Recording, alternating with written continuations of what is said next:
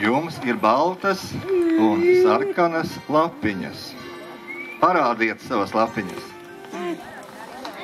Cik daudz jums lapiņu? Es esmu vējš. Man patīk tikai baltās lapiņas. Kādreiz ceļu rokas augšā ar savām baltajām lapiņām. Tad arī jūs ar mani kopā ceļat augšā. Kad parādās sarkanā uguntiņa, tad sarkanās lapiņas kuriniet augšā. Tā kā uguntiņa kuriniet, lai viņi skan. Lai skan tā kā šis ierakstījums.